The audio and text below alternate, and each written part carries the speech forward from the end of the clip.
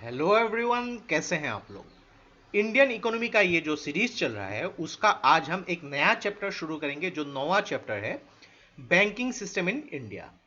तो इस चैप्टर के हम पार्ट 1 डिस्कस करेंगे। तो अगर आप लोग ये सीरीज फॉलो कर रहे हैं तो आपको पता होगा कि जो स्टैटिक पार्ट है इंडियन इकोनॉमी का, ऑलरेडी 8 चैप्टर्स हम लोगों ने डिस्कस कर लिए हैं, starting from the economy and introduction, growth and development, economic planning in India, unemployment and poverty in India, physical policy in India, monetary policy in India, inflation के बारे में, गवर्नमेंट बजटिंग के बारे में। तो इसका जो आज नौवां चैप्टर है, ये नौवां चैप्टर हम आज डिस्कस करेंगे। तो ये पूरे सीरीज को इस तरीके से डिजाइन किया गया है, चाहे आपके प्रीलिम्स हो या फिर मेंस हो, आपको ये बहुत ज्यादा हेल्प करने वाली है। कुछ भी कॉम्पिटिटिव एग्जाम आप दे रहे हो, यूपीएससी, कोई भी स्टेट पीएससी, कुछ भी गवर्नमेंट एग्जाम दे रहे हो, तो ये सीरीज आपको बहुत ज्यादा हेल्प करने वाली है। तो देखिए एक चीज कि आपके स्पेशली अगर मेंस के बारे में बात करेंगे तो मेंस में इकोनॉमी में जो है आपके करंट अफेयर से रिलेटेड चीजें हो या फिर डायनेमिक टॉपिक से रिलेटेड जो टॉपिक्स होती है उसको पूछा जाता है। लेकिन उसको जो है आपको जानने के लिए पहले स्टैटिक कॉन्सेप्ट बहुत जरूरी है। तो यहाँ पे जो भी टॉपिक्स हम लोग को मिलेगा तो उस टॉपिक्स को हम लोग जो है रिलेटेड जो करंट अफेयर्स हो या फिर जो डायनेमिक पार्ट हो उसके साथ मिलकर डिस्कस करेंगे, क्योंकि कभी भी जब आप क्वेश्चन एक अप्रोच करोगे तो उसके लिए आपको स्टैटिक पार्ट की जो कॉन्सेप्ट क्लियर होनी पड़ेगी। स्पेशली इकोनॉमी के लिए अगर आपको कॉन्सेप्चुअल क्लियरिटी नहीं होगी तो आप जो है यहाँ पे जो करंट अफेयर्स है, जो डायनेमिक जो अफेयर्स होती रहती है, उसको आप जो है रिलेट नहीं कर पाओगे। तो इसको जो है बहुत ही कॉन्सेप्चुअल तरीके से डिजाइन किया गया है ताकि आप लोग को बहुत ही इंटरेस्ट आए इस पे। अभी तक इंडियन इकोनॉमी के जितने भी चैप्टर्स हम लोगों ने डिस्कस किए हैं, सारे के सारे चैप्टर्स को पेज बना के जो है यहाँ पे डिस्क्रिप्शन में मैंने दे दिया है, वहां से आप उसको फॉलो कर सकते हैं। और इस वीडियो का जो नोट है आपको हमारे वेबसाइट में फ्री ऑफ कॉस्ट मिल जाएगी। नीचे डिस्क्रिप्शन में मैंने वेबसाइट का लिंक दे दिया है, वहां से आप उसको फॉलो कर सकते हैं। तो बहुत कुछ चीजें यहाँ पे सीखने को मिलेगा। और तो इस वीडियो को एंड तक बिल्कुल देखते रहिएगा। और इससे पहले अगर आप लोगों ने हमारे चैनल को अब तक सब्सक्राइब नहीं किया है तो इसको प्लीज सब्सक्राइब कर लीजिए, ताकि आने वाले ऐसे ही वीडियोस के नोटिफिकेशन इसी तरह आपको मिलते रहे। और तो चलिए आज का वीडियो शुरू करते हैं। तो हम लोग आज जो डिस्कस करने वाले हैं बैंकिंग सिस्टम इन इंडिया। तो बैंक्स जो है ये, इसकी इंपॉर्टेंस क्या है हर कोई जानते हैं। आप लोग सभी के पास जो है बैंक्स के अकाउंट होंगे यहाँ पे। तो डेफिनेटली बैंक के जो यहाँ पे मेन फंक्शन होते हैं डेफिनेटली आप जानते होंगे। तो उसमें क्या करते हैं, आप जो है पैसा डिपॉजिट रखते हैं या फिर बैंक से लोन ले सकते हैं। तो मेन दो फंक्शन है, बहुत ही सिंपल तरीके से यहाँ पे डिस्कस करेंगे ताकि आपको कॉम्प्लिकेशंस ना हो। एक चीज देखिए, यहाँ पे इकोनॉमी में हो या अलग सब्जेक्ट्स में, कभी भी चीजों को कॉम्प्लिकेटेड तरीके से नहीं पढ़नी चाहिए। एक बहुत ही कॉम्प्लिकेटेड वर्ड्स का आपको अगर एक सीक्वेंस मिलेगा यहाँ पे, तो उसको भी अगर तोड़ के अगर आप हर पॉइंट्स को ध्यान से देखोगे तो कॉन्सेप्ट एकदम सिंपल होती है, हमारे लिए ही ये बनाई गई है। तो इसी तरीके से आप इकोनॉमी अगर पढ़ोगे तो इकोनॉमी बहुत ही ज्यादा इंटरेस्टिंग टॉपिक है। लेकिन अगर इसके कॉन्सेप्चुअल क्लियरिटी आपके पास नहीं हो तो इकोनॉमी बहुत बोरिंग और बहुत ही टफ लगने जाती है। तो यहाँ पे डिस्कस इस तरीके से करेंगे ताकि आपको यहाँ पे कॉन्सेप्चुअल क्लियरिटी के साथ इंटरेस्ट भी आए यहाँ पे। तो बैंक्स के बारे में हम लोगों ने समझ लिया यहाँ पे। तो बैंक क्या करते हैं यहाँ पे, जो आप पैसा बैंक में जमा रखते हो तो उसके लिए बैंक आपको क्या देती है, सूद देती है। तो ये बैंक जो आपको सूद देती है बहुत ही कम सूद में देती है। लेकिन अगर आप जो है बैंक से लोन लेना चाहते हो तो उससे थोड़ा ज्यादा में बैंक आपको लैंड करती है। तो बैंक्स में जो आप पैसा जमा रखते हो वही पैसा का जो कलेक्टिव अमाउंट से जो है बैंक क्या करती है, अलग अलग खाते के जो होल्डर है यहाँ पे उनको लोन देती है और उसका जो प्रॉफिट होती है। तो बैंक के अलग अलग बहुत सारे टाइप्स है, उसके टाइप्स के बारे में भी हम डिस्कस करेंगे। तो अलग अलग टाइप के बैंक्स की फंक्शन भी अलग अलग होती है। यहां तक ठीक है। अभी 1991 से पहले सारे बैंक्स को जो है यहाँ पे आरबीआई के द्वारा रेगुलेट किया गया था। तो आरबीआई की भी इंपॉर्टेंस बहुत ज्यादा आती है यहाँ पे। तो आरबीआई जो रिजर्व बैंक ऑफ इंडिया है, सारे बैंक्स का बोल सकते हैं गॉडफादर है, godfather in all the banks of India, RBI. तो ये क्या है कि supreme monetary and banking authority of India, monetary and banking authority, यानी कि बैंक्स का, सारे बैंक्स के जो यहाँ पे godfather reserve bank of India है, और मॉनिटरी अथॉरिटी यानी कि यहाँ पे जो है आरबीआई जो है करेंसी प्रिंट करती है, यहाँ पे उसके अलग अलग फंक्शन है, उसके बारे में भी डिस्कस करेंगे। तो बैंकिंग सिस्टम ऑफ इंडिया को जो है आरबीआई कंट्रोल करती है। तो यहां पे सारे जो कॉमर्शियल बैंक्स के जो रिजर्व जो है यहाँ पे आरबीआई में जमा रहती है, तो इसको इसीलिए रिजर्व बैंक ऑफ इंडिया भी बोला जाता है। इसको एस्टेब्लिश किया गया था 1935 में अप्रैल के महीने में through reserve bank of India act 1934 के हिसाब से। तो ये डेट याद रखिएगा, आपको पता चल जाएगा ये डेट क्यों याद रखनी है यहाँ पे। तो पहले जो है इसको कोलकाता में जो है, उस टाइम में कैलकाटा हुआ करता था, तो कैलकाटा में इसको जो है एस्टैब्लिश किया गया था। बाद में 1937 में जो है जो आरबीआई को परमानेंटली मुंबई में शिफ्ट किया गया। तो क्या हुआ 1949 में, जब उससे पहले जो जितने भी बैंक्स थे यहाँ पे छोटे मोटे, इनफैक्ट आरबीआई भी जो थी ये एक प्राइवेट बैंक हुआ करती थी, लेकिन 1949 के बाद आरबीआई का जो है यहाँ पे गवर्नमेंट ऑफ इंडिया के द्वारा यहाँ पे ओन किया गया। तो देखिए यहाँ पे आरबीआई को भले ही एक एक्ट से यहाँ पे शुरू की गई थी, लेकिन आरबीआई जो है यहाँ पे कॉन्स्टिट्यूशनल बॉडी नहीं है। आरबीआई यहाँ पे जो है एक स्टैट्यूटरी बॉडी है, यानी खुद से अपनी फैसला ले सकती है। आरबीआई एक इंडिपेंडेंट बॉडी है। यहाँ पे पॉलिटी में आप लोगों ने डेफिनेटली पढ़ा होगा स्टैट्यूटरी बॉडी क्या होती है। यहाँ पे बैंक्स को रेगुलेट करती है, यहाँ पे अलग अलग फंक्शन करती है, मॉनिटरी पॉलिसी को यहाँ पे कंट्रोल करती है यहाँ पे। तो ये एक स्टैट्यूटरी बॉडी है। ऐसे कॉन्सेप्चुअल चीजें भी आपको एग्जाम्स में पूछे जा सकते हैं, आपकी कॉन्सेप्ट्स को टेस्ट करने के लिए प्रीलिम्स में।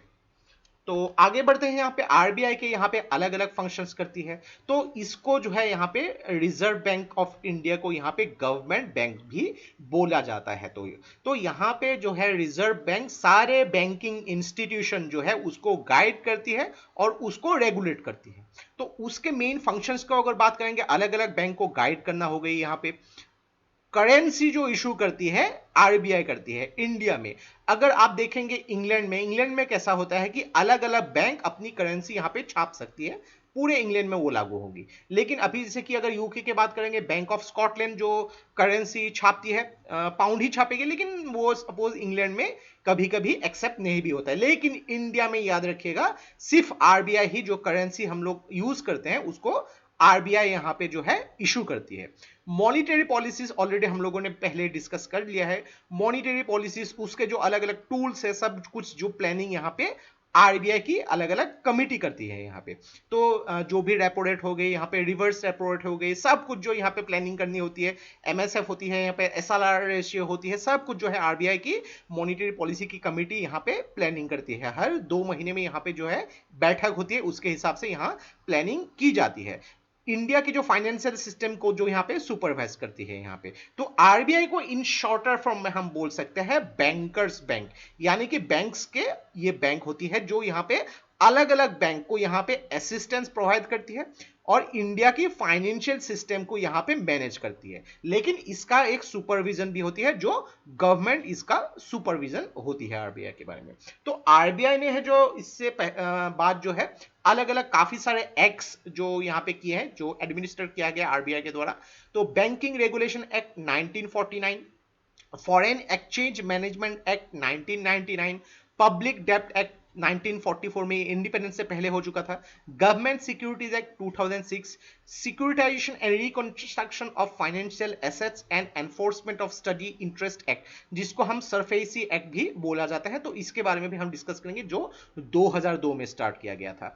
Credit information companies regulation act 2007 और फैक्टरिंग रेगुलेशन एक्ट 2011। तो अभी यहां तक तो हम लोगों ने आरबीआई के बारे में समझ लिया। अभी यहां पे इंडिया में जितने भी बैंक्स हैं उसके अलग अलग टाइप्स है। तो मेजरली हम लोग 3 टाइप में बैंकिंग सिस्टम ऑफ इंडिया को जो है डिवाइड कर सकते हैं। एक हो गई यहाँ पे कॉमर्शियल बैंक, दूसरा हो गई यहाँ पे कोऑपरेटिव बैंक और तीसरा हो गई यहाँ पे डेवलपमेंट बैंक। इनके भी अलग अलग टाइप्स है यहाँ पे। तो कॉमर्शियल बैंक्स, तो इस पार्ट में हम पहले आज कॉमर्शियल बैंक्स के बारे में डिस्कस करेंगे। तो देखिए यहाँ पे जब कॉमर्शियल बैंक्स के बारे में हम डिस्कस करते हैं तो कॉमर्शियल बैंक को भी दो पार्ट में हम डिवाइड कर सकते हैं। एक होती है यहाँ पे शेड्यूल्ड कॉमर्शियल बैंक्स और दूसरी होती है नॉन शेड्यूल्ड कॉमर्शियल बैंक्स। अब जब हम लोगों ने पहले डिस्कस किया था कि आरबीआई को जो यहाँ पे एस्टेब्लिश किया गया था, आरबीआई एक्ट 1934, तो इस एक्ट के जो सेकंड शेड्यूल में जितने भी बैंक्स के रेगुलेटरी फ्रेमवर्क के बारे में मेंशन है, यानी कि जो भी बैंक्स यहाँ पे जो है आरबीआई की जो सेकंड शेड्यूल को फॉलो करती है तो वो हो जाती है शेड्यूल्ड कॉमर्शियल बैंक्स, और जो बैंक्स यहाँ पे आरबीआई के जो सेकंड शेड्यूल के हिसाब से नहीं फ्रेम करती है यहाँ पे उनको नॉन शेड्यूल बैंक्स बोला जाता है यहाँ पे। तो शेड्यूल बैंक्स को रेगुलेटेड किया जाता है बैंकिंग रेगुलेशन एक्ट 1949 के हिसाब से। अभी जो भी शेड्यूल बैंक्स हो गए यहाँ पे शेड्यूल कमर्शियल बैंक्स, इसको शॉर्ट फॉर्म में हम जो है एससीबीबी बोलते हैं, तो इनकी भी कुछ कुछ जो है आरबीआई की यहाँ पे बिकॉज ऑफ यहाँ पे जो सेकंड शेड्यूल को यहाँ पे फॉलो करती है तो कुछ कुछ जो यहाँ पे उन लोग को बेनिफिट्स भी मिलती है। अलग अलग यहाँ पे फाइनेंशियल असिस्टेंस हो गई, बैंक रेट को यहाँ पे जो है आरबीआई के हिसाब से करनी पड़ेगी, रेपो रेट, एमएसएफ यहाँ पे आरबीआई के हिसाब से उन लोग जो है अप्रोच कर सकते हैं। और आरबीआई के कुछ जो यहाँ पे गाइडेंस है वो गाइडेंस भी उन लोग को मानना पड़ेगा। यहाँ पे जो कैश रिजर्व रेशियो हो गई, यहाँ पे एसएलआर जो स्टेटरी लिक्विडिटी रेशियो, तो आरबीआई के मैंडेट के हिसाब से इन लोग को जो है ये सब बैंक्स को मेंटेन करना होगा। तो bank rate, repo rate, reverse repo rate, marginal standing facility, ये सब जो है मैं मॉनिटरी पॉलिसी जो है उस चैप्टर में डिटेल में डिस्कस कर चुका हूं। अगर आप लोगों ने उस चैप्टर को नहीं फॉलो किया है तो प्लीज एक बार फॉलो कीजिएगा, डिटेल में आपको यहां पे सब कुछ पता हो जाएगा। अभी इंडिया में ज्यादातर बैंक्स जो है यहां पे वो शेड्यूल बैंक्स में अंदर आती है, लेकिन कुछ कुछ बैंक है जैसे कि लोकल एरिया बैंक्स और अर्बन कोऑपरेटिव बैंक्स, ये जो है non schedule banks, non schedule commercial banks में आती है। तो इनके बारे में बाद में हम डिस्कस करेंगे ताकि थोड़ा सा आपको बैंक्स के अलग अलग कैटेगरी, उनके जो यहाँ पे अलग अलग टाइप्स होती हैं फंक्शनिंग के, तो उसके बारे में आपको आइडिया हो जाएंगे यहाँ पे। तो यहाँ पे अगर बात करेंगे जो शेड्यूल कमर्शियल बैंक्स है उनको मेनली 5 अलग अलग ग्रुप में हम डिवाइड कर सकते हैं। तो पहला यहाँ पे हो गया स्टेट बैंक ऑफ इंडिया, दूसरा हो गया नेशनलाइज्ड बैंक्स, तीसरा यहाँ पे Indian private banks, then private sector foreign banks और रीजनल रूरल बैंक्स। तो याद रखिएगा ये सब जो है हम लोग कॉमर्शियल बैंक्स के ही बारे में पढ़ रहे हैं। तो कॉमर्शियल बैंक का यहाँ पे जो है दो पार्ट हो गया, यहाँ पे जो शेड्यूल कॉमर्शियल बैंक्स और नॉन शेड्यूल कॉमर्शियल बैंक्स। तो यहाँ पे शेड्यूल कॉमर्शियल बैंक्स के जो है 5 अलग अलग टाइप होंगे, यहाँ पे यही टाइप को हम वन बाय वन डिस्कस करेंगे। तो पहला हम डिस्कस करते हैं जो स्टेट बैंक ऑफ इंडिया। तो स्टेट बैंक ऑफ इंडिया, इसका जो पहला नाम था इंपीरियल बैंक ऑफ इंडिया। तो इसको जो है उस टाइम में भारत में जो 3 मेजर प्रेसिडेंसीज हुआ करती थी, कलकत्ता, बॉम्बे और मद्रास, तो bank of Calcutta, bank of Bombay और बैंक ऑफ मद्रास को एमलगमेट करके 1921 में जो है इंपीरियल बैंक ऑफ इंडिया इसकी प्रतिष्ठा की गई थी यहाँ पे। तो इंपीरियल बैंक ऑफ इंडिया को लगभग 34 इयर्स के बाद यानी कि 1955 में जो है इसको नेशनलाइज्ड किया गया, यानी कि गवर्नमेंट जो है इसकी पूरी कंट्रोल लेने लगी यहाँ पे। तो इसका जो नया नाम आया था स्टेट बैंक ऑफ इंडिया। तो इसका पहला नाम था इंपीरियल बैंक ऑफ इंडिया, 1955 में इसका नाम जो हो गया यहाँ पे स्टेट बैंक ऑफ इंडिया। तो एसबीआई में जो है यहाँ पे लार्जेस्ट बैंक इन इंडिया बोला जाता है, 23% ऑफ मार्केट शेयर जो एसेट्स में यहाँ पे, और जो लोन दिया जाता है उसमें 25% का यहाँ पे शेयर होती है यहाँ पे, और डिपॉजिट मार्केट भी यहाँ पे होती है। अभी यहाँ पे देखिए जो भी बैंक्स होती है, पीएसबी होती है, तो गवर्नमेंट को उसमें जो है 50% से ज्यादा की शेयर अपने हाथ में रखना पड़ेगा। बाकी जो प्राइवेट पार्टीज होती है उनके टोटल शेयर मिला के यहाँ पे लेस देन 49% होना पड़ेगा यहाँ पे। अगर ये जो है 50% से ज्यादा हो गया तो ये प्राइवेट बैंक कहलाएगा। तो गवर्नमेंट ने यहाँ पे ज्यादा से ज्यादा शेयर अपने हिसाब से रखा है, तो ये पीएसबी है यानी कि पब्लिक सेक्टर बैंक। तो नेक्स्ट हम यहाँ पे डिस्कस करेंगे nationalised bank.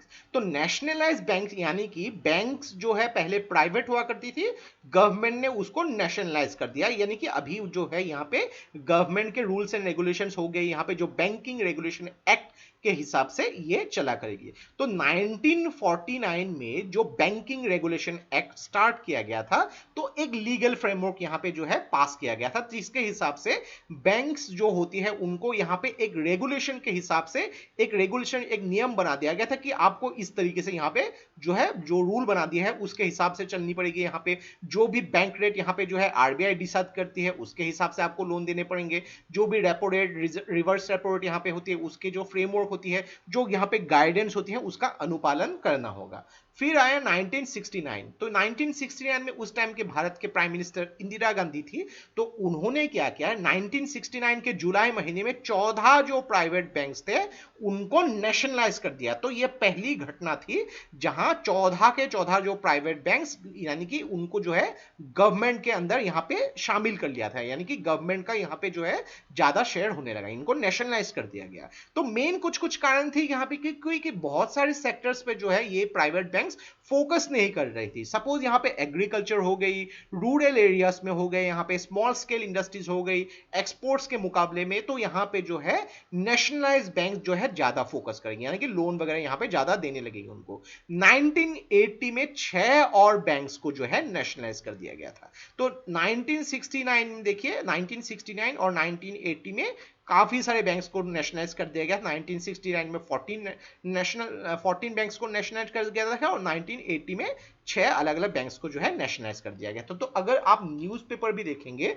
Times of India का ये न्यूज़पेपर है 1969 के जुलाई महीना, थोड़ा सा यहाँ पे आप देख सकते हैं, थोड़ी सी यहाँ पे ब्लर हो गई है, ये इंदिरा गांधी जी है। तो उस टाइम में यहाँ पे ये उस टाइम का अखबार है, 14 टॉप बैंक्स आर नेशनलाइज्ड। तो ये जो है मेंशन किया गया था जुलाई महीना, 19 जुलाई यहाँ पे जो है 14 बैंक्स को नेशनलाइज कर दिया गया था यहाँ पे। तो कुछ कुछ डेफिनेटली रीजन भी रहे होंगे यहाँ पे कि प्राइवेट बैंक्स के अंदर जो भी यहाँ पे पावर होगी, तो प्राइवेट पार्टीज अलग अलग होंगी यहाँ पे, उनके हाथ में जो है देश की इकोनॉमी का एक मेजर पोर्शन रहती है। तो नेशनलाइज जब कर दिया जाएगा तो ये क्या होगा, कम लोगों के हाथ में ये पावर रह जाएगी। तो यहाँ पे जो है मेनली जो पहले प्राइवेट बैंक्स जो होती थी अर्बन एरियाज में होती थी, यहाँ पे रूरल एरियाज हो गई, यहाँ पे जो एग्रीकल्चर सेक्टर हो गई, वहां पे काफी नेग्लेक्ट किया जाता था यहाँ पे। तो उसको जो है यहाँ पे इंपोर्टेंस देने के लिए नेशनलाइज कर दिया गया था और कुछ जो बैंकिंग रेगुलेशन एक्ट 1949 के नियम के अंदर यहाँ पे जो है नेशनलाइज कर दिया गया है यहाँ पे। तो उसके बाद काफी सारे प्रोग्रेस होने लगे यहाँ पे। रूरल एरियाज में भी अलग अलग बैंक्स के जो ब्रांचेस खोलने लगे, तो लोग क्या करने लगे, रूरल एरियाज में खुलेंगे तो लोग वहां पे डेफिनेटली पैसा जमा रखेंगे। यहाँ पे बैंक्स जो है यहाँ पे लोगों को लोन देना शुरू कर देंगे। यहाँ पे जो अलग अलग सेक्टर्स जो हो गए, एग्रीकल्चर सेक्टर हो गए, रूरल सेक्टर हो गए, अलग अलग यहाँ पे एंटरप्रेन्योर सेक्टर हो गई, यहाँ पे उन सेक्टर्स में जो है लोगों को लोन मिलना शुरू हो गया, जगह की यहाँ पे डेवलपमेंट भी होने लगी। तो इसी तरह यहाँ पे जो है नेशनलाइज करने के बाद यहाँ पे बैंक्स की जो है यहाँ पे एक्सपेंशन होने की वजह से यहाँ पे अलग अलग जगह में एग्रीकल्चर, रूरल डेवलपमेंट, ऐसे जगह पे काफी सारे यहाँ पे जो है प्रोग्रेस देखने को मिली थी। देन अगर आप डेफिनेटली सुन रहे होंगे न्यूज़पेपर में 2019 के बाद से काफी सारे बैंक्स के जो है एमालगमेशन की गई थी यहाँ पे। तो अगर बात करेंगे 2019 में जो है फाइनेंस मिनिस्टर जो है निर्मला सीतारमण जी ने यहाँ पे 10 पब्लिक सेक्टर बैंक्स को जो है 4 में यहाँ पे एमालगमेट कर दिया था। तो देखिए यहाँ पे पहला जो अगर बात करेंगे, पहला केस जो है ओरिएंटल बैंक ऑफ कॉमर्स और यूनाइटेड बैंक ऑफ इंडिया, इसको मर्ज कर दिया गया था पंजाब नेशनल बैंक के साथ। सिंडिकेट बैंक को जो है कनाडा बैंक के साथ यहाँ पे जो है मर्ज कर दिया गया था। आंध्रा बैंक को यहाँ पे आंध्रा बैंक और कॉर्पोरेशन बैंक को जो है यूनियन बैंक ऑफ इंडिया के साथ जो है यूबीआई के साथ यहाँ पे मर्ज कर दिया गया था। और इंडियन बैंक को जो है इलाहाबाद बैंक के साथ मर्ज कर दिया गया था। और उससे पहले 2018 में जो बीडीबी नाम से फेमस है यहाँ पे, जो देना बैंक और विजया बैंक, दोनों को मर्ज कर दिया गया था बैंक ऑफ बड़ौदा के साथ। तो इसके बाद जो है पीएसबी यानी कि पब्लिक सेक्टर बैंक्स की जो क्वांटिटी थी ये पहले 27 हुआ करती थी, ये जाके अभी 12 हो गई। तो कौन से 12 पीएसबी है अभी के हिसाब से? 12 पीएसबी यानी कि पब्लिक सेक्टर बैंक भारत में मौजूद है। Punjab national bank, bank of Baroda, bank of India, central bank of India, Canada bank, union bank of India, Indian overseas bank, Punjab and Sindh bank, Indian bank, UCO bank, bank of Maharashtra और state bank of India. तो state bank of India India का largest जो banking sector है, यहाँ पे second ranking पे जो है पंजाब नेशनल बैंक यहाँ। तो नेक्स्ट यहां पे बात करेंगे प्राइवेट सेक्टर इंडियन बैंक्स। तो नाम से ही पता लगता है, डेफिनेटली एक चीज हमेशा याद रखिएगा, एक बहुत ही इंपॉर्टेंट टिप है, इकोनॉमी में जब भी आपको ऐसे कुछ वर्ड या नाम सुनाई देंगे तो ध्यान से उस नाम को पढ़िए 2-3 बार। तो नाम में ही उसका मतलब छुपा आता है जनरली। तो जो कीवर्ड्स होते हैं उसको अगर ध्यान से देखेंगे तो आपको थोड़ा सा अंदाजा हो जाएगा कि ये मीन क्या कर रहे हैं। तो प्राइवेट सेक्टर इंडियन बैंक्स, तो नाम से ही पता लगता है कि इंडिया में रहने वाली जो प्राइवेट सेक्टर, यानी कि प्राइवेट सेक्टर यानी कि उस बैंक्स में जो ज्यादातर शेयर जो है प्राइवेट पार्टीज के पास होती है। तो प्राइवेट पार्टीज के पास जितनी शेयर होती है उसका कलेक्टिव जो परसेंटेज हो गई 50% से ज्यादा होती है, यानी कि गवर्नमेंट का मैक्सिमम शेयर यहाँ पे लेस देन 49% ही होगी। तो ये प्राइवेट सेक्टर बैंक होती है, यानी कि जो प्राइवेट स्टेक होल्डर के पास ज्यादातर शेयर होती है यहाँ पे। अभी प्राइवेट सेक्टर को भी यहाँ पे हम लोग 2 पार्ट में डिवाइड कर सकते हैं। एक हो गई यहाँ पे ओल्ड प्राइवेट सेक्टर बैंक और दूसरी होती है न्यू प्राइवेट सेक्टर बैंक। अभी ओल्ड प्राइवेट सेक्टर बैंक क्या है, तो हम लोगों ने ऑलरेडी यहां पे डिस्कस किया कि 1969 में और 1980 में जो है बैंक्स की नेशनलाइज हो गई थी। बहुत सारे बैंक्स 1969 में 14 और 1980 में 6 बैंक्स को जो है नेशनलाइज कर दिया गया था, लेकिन और भी कुछ कुछ बैंक्स थे जो नेशनलाइज नहीं कर दिया गया था। तो उनके जो स्मॉल साइज के हो गए यहाँ पे या फिर रीजनल फोकस की वजह से उनको नेशनलाइज नहीं किया गया था। तो ये सब प्राइवेट बैंक्स उस टाइम में रह गई थी जिसको कंसीडर किया जाता है ओल्ड प्राइवेट सेक्टर बैंक्स के अंदर। और न्यू प्राइवेट सेक्टर बैंक्स जो है ये आई थी आफ्टर 1991 अलग अलग यहां पे इकोनॉमिक और फाइनेंशियल रिफॉर्म्स करने के बाद। तो बैंकिंग रेगुलेशन एक्ट जो 1949 में, इसको फिर से जो है 1993 में जो है एमेंड कर दिया गया था। और उसके बाद ये बोला गया था कि अलग अलग प्राइवेट सेक्टर बैंक्स भी जो है यहां पे एंट्री कर सकते हैं, यानी कि प्राइवेट सेक्टर बैंक भी जो है इंडिया में बैंकिंग सेक्टर खोल सकते हैं। अलग अलग जो फेमस प्राइवेट सेक्टर बैंक्स हैं यहाँ पे, जैसे कि एचडीएफसी बैंक हो गई, एक्सिस बैंक हो गई, आईसीआईसीआई बैंक, बंधन bank, yes bank. Yes bank के आपने डेफिनेटली बहुत सारे ऐसे केसेस सुने होंगे रिसेंटली, इनके जो क्राइसिस के बारे में। तो ये सब जो है करंट टॉपिक्स है, इसको भी आपको देखते रहना पड़ेगा यहाँ पे। तो अभी अगर बाय चांस येस बैंक के बारे में पूछा गया तो थोड़ा सा अगर आप इसके जो बैकग्राउंड के बारे में भी लिखेंगे, आप कैसे बैंक्स को जो प्राइवेटाइजेशन किया है, तो डेफिनेटली आपके आंसर्स और भी मैच्योर्ड होंगे। नेक्स्ट पार्ट 4 जो है यहाँ पे प्राइवेट सेक्टर फॉरेन बैंक्स। तो फॉरेन बैंक्स का नाम ही लगता है कि यहाँ पे फॉरेन से जो आने वाली है। तो 2005 में आरबीआई ने यहाँ पे पहला डॉक्यूमेंट रिलीज किया था ताकि फॉरेन बैंक्स जो है इंडिया में आ सकती है यहाँ पे। तो इसमें क्या बोला गया था, जो भी फॉरेन बैंक्स है यहाँ पे, यानी कि कोई भी फॉरेन पार्टी है, वो पहले आरबीआई को यहाँ पे अप्रोच करती है।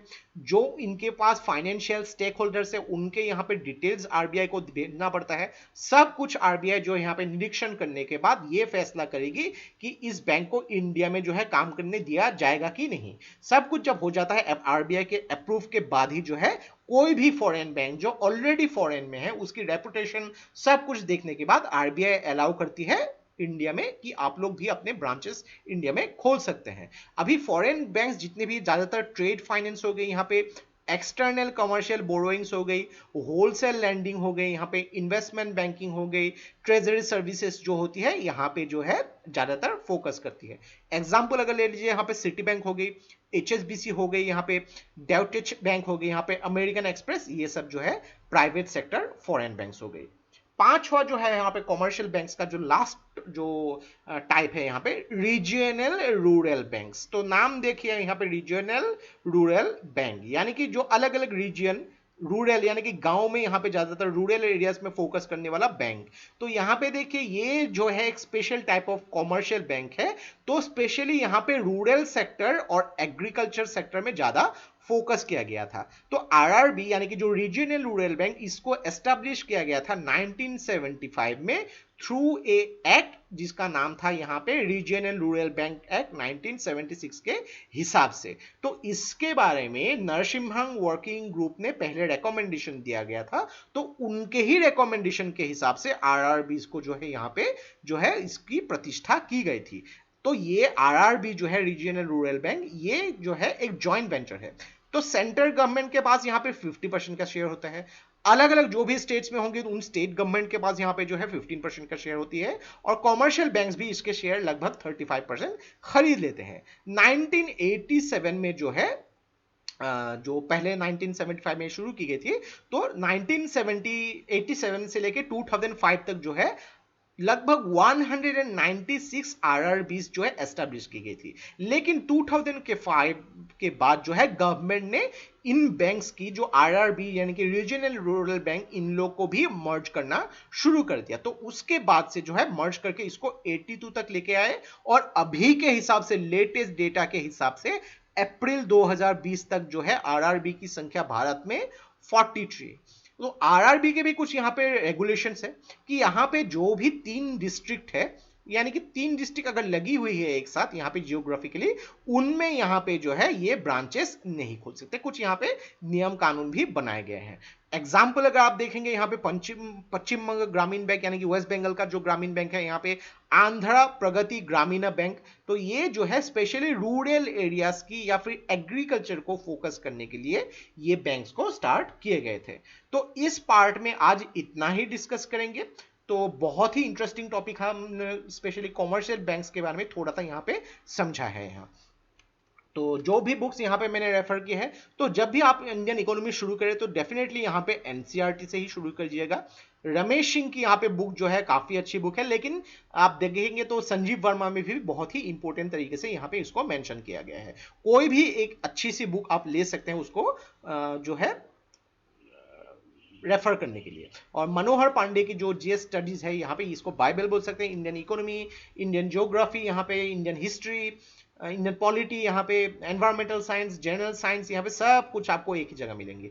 देखिए यहाँ पे एक चीज कि जितने अच्छे से अच्छा नोट्स आपको क्यों ना मिल जाए, स्टैंडर्ड बुक्स की कुछ भी रिप्लेसमेंट नहीं होते। तो डेफिनेटली आपको स्टैंडर्ड बुक्स पढ़नी पड़ेगी कॉन्सेप्चुअल क्लियरिटी के लिए। इन सारे बुक्स के लिंक मैंने डिस्क्रिप्शन में दे दिए हैं, वहां से आप उसको फॉलो कर सकते हैं। और अगर आप ऑनलाइन परचेस करेंगे तो डेफिनेटली आपको यहाँ पे काफी डिस्काउंट भी मिलेगी और आपकी टाइम की भी बचत होगी। तो नेक्स्ट पार्ट जो है हम पार्ट 2 में specially cooperative bank, development banks और अलग अलग बैंक्स के बारे में डिटेल में डिस्कस करेंगे। तो see you in the next video. और ये वीडियो अगर आप लोग को अच्छा लगा, इसको प्लीज लाइक कीजिए, इसको सब्सक्राइब कीजिए, इसको शेयर कर दीजिए, क्योंकि ऐसे वीडियोस बनाने के लिए हम लोग को बहुत ज्यादा मेहनत और रिसर्च की जरूरत होती है, और आप लोग का सपोर्ट हम लोग को बहुत ज्यादा इंस्पायर करता है और भी हार्ड वर्क करने के लिए। तो आज के लिए बस इतना ही। देखते रहिए study rise. Take care, thank you and जय हिंद।